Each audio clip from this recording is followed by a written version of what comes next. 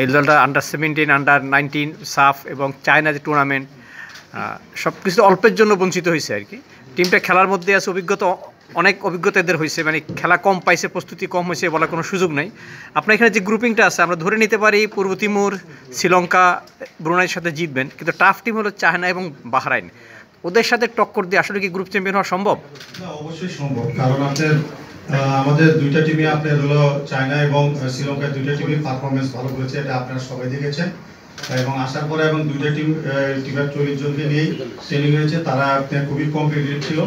40 জন থেকে আপনার হলো 23 জন বাছাই করেছে এবং যারা চায়না গিয়েছে সেখান থেকে আমাদের 5 জন খেলোয়াড় এই টিমে, সাপের টিমে আপনার আমরা সুযোগ পেয়েছে।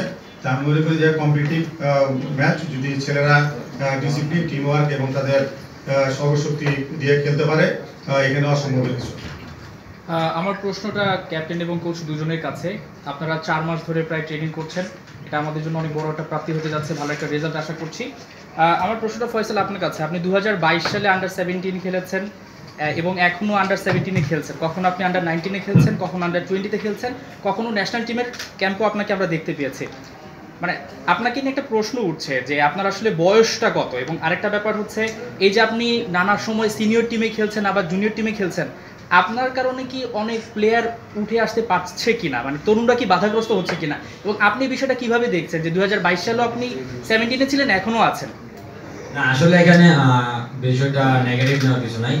আমি যখন এলিট একাডেমিতে আসি 2021 সালের শেষের দিকে, 2022 সালে আমি আন্ডার-20-তে খেলেছি। তো ওই টিমে অনেক সিনিয়র প্লেয়ার ছিল যারা ওই সময় ভালো ভালো ক্লাবের প্লেয়ার ছিল। বাট ওই সময় আমাকে টিমের সুযোগ দেওয়া হয়েছিল জাস্ট আমি যেন নেক্সট ন্যাশনাল টিমগুলোতে, বয়সভিত্তিক ন্যাশনাল টিমগুলোতে আমার মানে ভালো পারফরমেন্স করতে পারি, একটা এক্সপিরিয়েন্সের জন্য আমাকে ওই টিমে একটা সুযোগ দেওয়া হয়েছিল আর কি, আমি মনে করি। বাট এই যে আপনি বারবার সিনিয়র টিমে খেলছেন, জুনিয়র টিমে খেলছেন, এটা আপনাকে কি বাধাগ্রস্ত করে কিনা? না, আমি তো দেশের জন্য খেলতেছি, এখানে আসলে বাধাগ্রস্ত হওয়ার কিছু নাই। আমার বয়স আছে তাই আমি খেলতেছি। আপনার এক্সাক্ট বয়স কত এখন? এখন আমার বয়স 17 রানিং। 17 রানিং। 5 তারিখ 9 মাস জন্ম। আমরা একটু কোচের কাছে একটু যেতে চাই যে এমআরআই করে আমাদের কোচ, মানে এই যে একজন প্লেয়ার বারবার বয়স ভিত্তিক দলে বিভিন্ন জায়গায় খেলছে, এতে কি যে নতুনরা উঠে আসতে পারে? আপনার ফয়সালের বয়স আছে বলেই তো খেলতেছে। ফয়সাল তো এই বছরই শেষ হয়ে যাবে, আগের বছর তার আপনি খেলানোর কোনো সুযোগ নেই। তো বয়স আছে বলেই তো আপনি খেলতেছে, কারণ আগামী বছর তার আপনি ফয়সালে খেলাইতে পারবেন না, মানে তাকে তো এই মুহূর্তে আমরা সিনিয়র টিম হলে দেখলে 2009 পরে তো আপনি আগামী বছর যে খেলা হবে সেই খেলায় তো আপনি খেলাইতে পারবেন।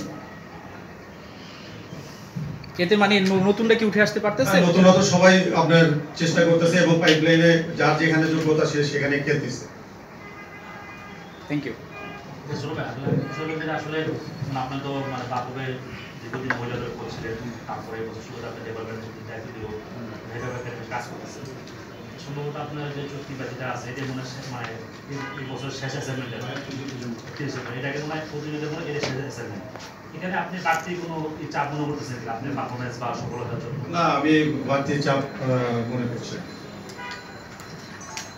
আপনার প্রশ্ন কাছাকাছি সেটা হচ্ছে আসলে আপনি অনেক মানুষ জানতে পেরেছি আপনার মানে সামাজিক ব্যবসায়িক কমিটমেন্ট করে 3,018 থেকে 30 ডিভাইড করবো, আপনি ফুলটাই এখানে পাবেন কিনা। আর সেটা করেন এখানে টিমের সাথে কিন্তু আসলে ডিসিপ্লিনের একটা ব্যাপার আছে, আসলে মনে করেন কোচ ঠিকমতো টাইম মতন শুনে গেল কিনা, যারা করছেন শুনে কিনা, বা আদার্স মিটিং আপনি বললেন অভিজ্ঞতা, এই বিষয়গুলো আপনি মানে সদস্য রাখতে কতটুকু আপনি পারবেন?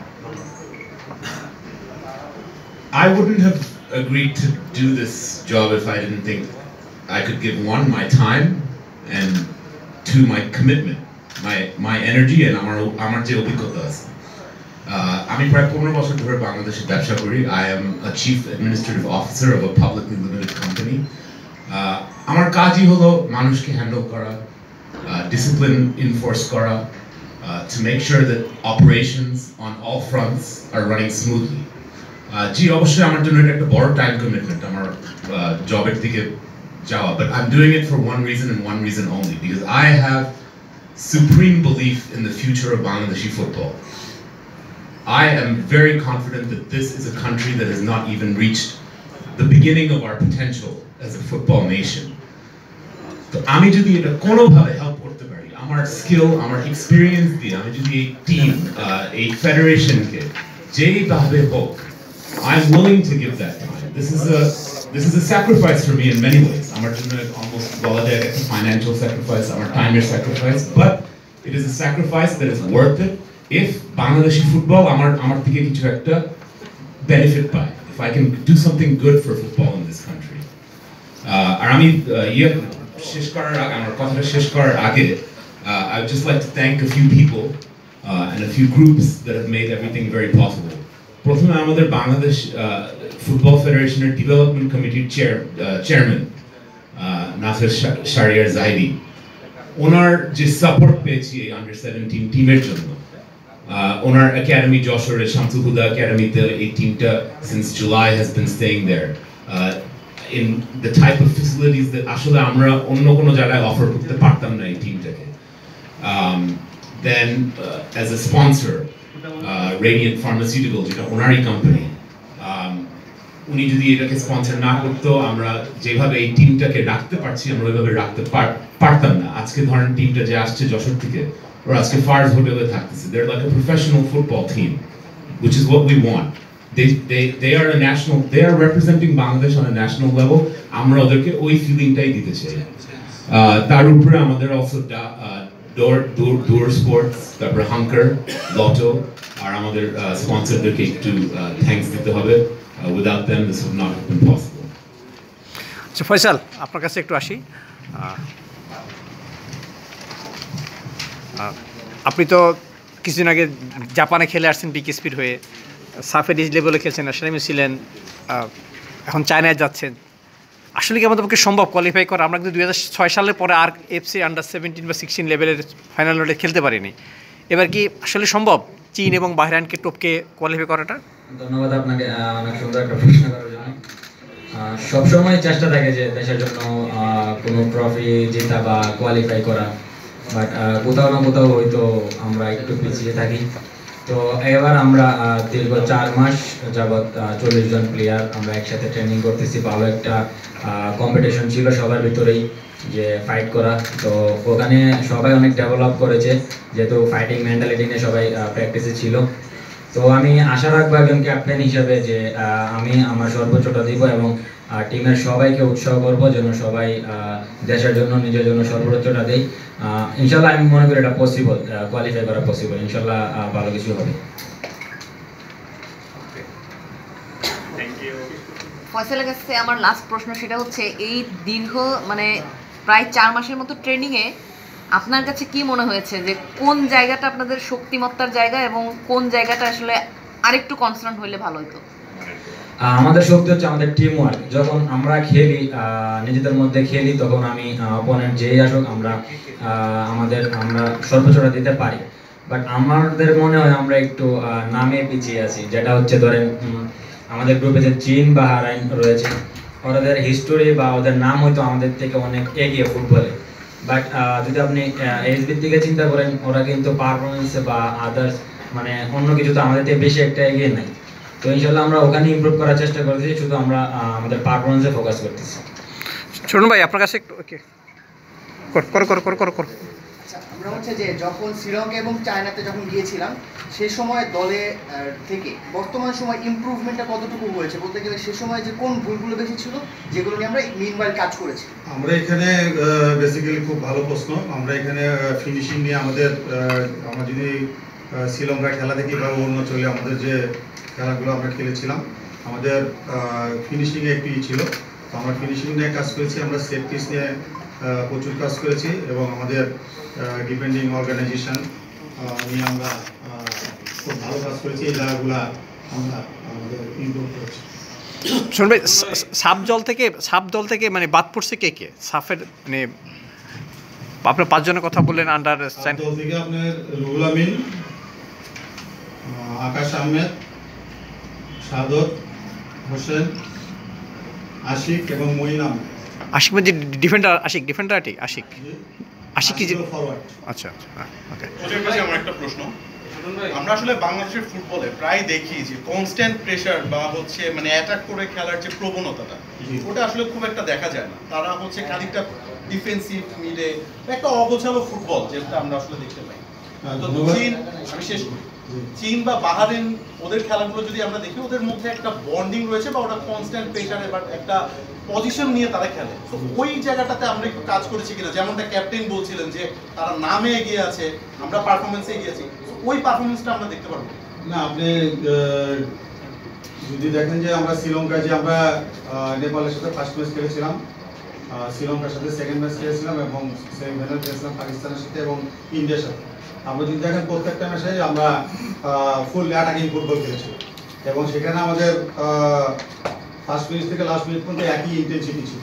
তো এখানে আমাদের প্রবলেম ছিল, যেটা আমরা আগে আলাপ করেছি, যে আমাদের স্কোরিং দিয়ে একটু অনেক অপরচুনিটি তৈরি করেছে ছেলেরা, কিন্তু এখানে ঘাটতি ছিল যে স্কোরিং এর এটা, সেটা নিয়ে আমরা প্রচুর কাজ করেছি। আমি শুধু অ্যাটাকিং বলছি না, পজিশনটার কথা বলছি।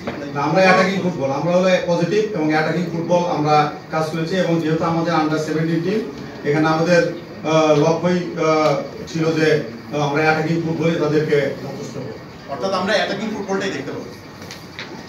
ছোটন ভাই, জুনে একটা করছিলেন, মানে ফুটবল ফেডারেশন একটা প্রবাসী খেলোয়াড়দের নিয়ে একটা বিশাল প্রোগ্রাম করেছিল। তো ওখান থেকে এইচ লেভেলেরও অনেক ছেলে পেলে আসছিল। আপনার এই টিমে কি এরকম কেউ আছে যারা হচ্ছে বাইরে থেকে এসে খেলতেছে? নাই কেন? ট্রায়ালে তো আপনার ছিলাম আমি, তো তাসিন যে ছেলেটা ছিল সুইডেনের, তো ওকে আমার তো পছন্দ হয়েছিল, তো ওর সাথে আমরা যোগাযোগ করেছিলাম ওর বাবার সাথে এবং আমরা চিঠিও দিয়েছিলাম। সে ওই সময় আপনার সুইডেন ন্যাশনাল টিমে কল করাতে সে আসতে পারে একজনই। আমার তাসিনের সাথে। One thing যেটা একটু অ্যাড করা উচিত এটাতে, with age level players যারা প্রবাসী, যারা দেশের বাইরে থাকে, it's very difficult to get them to come and spend time here for 1 month, 2 months, 3 months. কিন্তু ওদের ওইখানে স্কুলিং থাকে, ওদের ওইখানে অনেক, ওরা ওইখানে একাডেমিতে they're enrolled in academies there. আমরা যদি ওদের ওই সিস্টেম থেকে বের করে নিয়ে আসি, we are almost affecting their football development. আমরা যদি ওদেরকে ওই সিস্টেমের মধ্যে রাখি for a few more years, maybe they'll be more equipped for Bangladesh when they are at the senior level. তো এই জন্য এই under 17 level especially আমাদের ওরকম প্লেয়ার টিমের জন্য রাখা is quite difficult. মাঝে মাঝে ক্যাম্প এসে করতে পারবে, লং টার্ম থাকবে, it's not easy for them. ওদের জন্য লজিস্টিকলি খুব ডিফিকাল্ট। না, সেক্ষেত্রে ভাইয়া ওপেন ট্রায়ালে কেন আপনারা এই আন্ডার 17 বা আর একটু কম আপনারা ইনভাইট করলেন কেন? মানে যদি এটা আপনারা যদি রিয়েলাইজই করেন যে তাদেরকে আসলে লং টাইমের জন্য এখানে পাওয়াটা একটু ডিফিকাল্ট, তাহলে কেন আসলে এটা করা? এটা কি West of time, West of money হলো না? Absolutely not. First of all, এটা ছিল একটা ওপেন ট্রায়াল। ওপেন ট্রায়াল তো ওপেন, আমরা তো কোনো এজ লিমিট দেই না যে এই বয়সের আসতে পারবে না।